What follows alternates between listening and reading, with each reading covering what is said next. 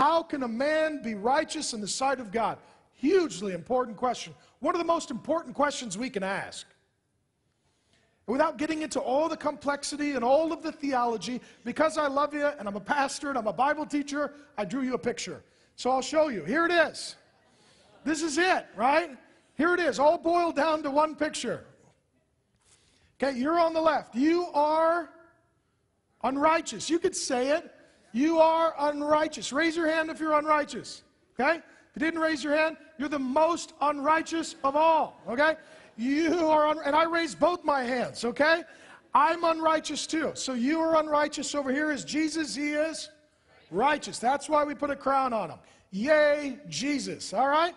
So, now working with Luke. Now Luke wrote Luke and Acts. And then the other man who contributes the majority of the New Testament is a man named Paul. Paul originally was Saul, very much devoted to works righteousness.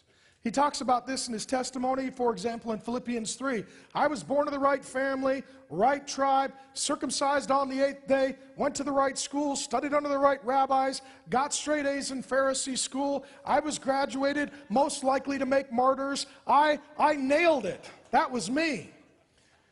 And I had an amazing resume. And then I met Jesus and I realized it's all garbage. And righteousness is not something I work for. It's something that he gives as a gift. And so then Saul becomes Paul, and he goes on to write much of the New Testament. His traveling companion, his close buddy, his near and dear friend, and I think his personal physician is Luke. And so when Luke here records gift righteousness from the lips of Jesus, Paul echoes this repeatedly in his teaching in the New Testament. I'll give you one place that is my favorite verse, perhaps, in the whole Bible. 2 Corinthians 5:21. God made him who knew no sin, Jesus, to become sin, that would be our sin, so that in him we might become the righteousness of God. I tell you this verse all the time because it is so amazing. Martin Luther called it the Great Exchange. And let me show you exactly what it is saying. Paul here is echoing Luke, and they're both echoing Jesus. God made him, Jesus, who's righteous and knew no sin, to become our sin.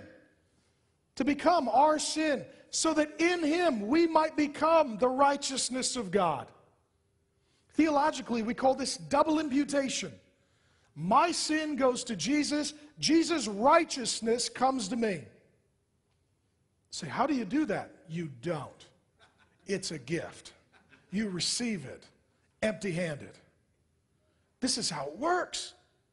This is where Christianity is not another religion. This is where Christianity is not another punch list of do's and don'ts to receive a declaration of righteousness in the sight of God. This is altogether different, and it's really good news. And I really like teaching this, and I really get excited about it, and we really will forget it, and so someday I will tell you again.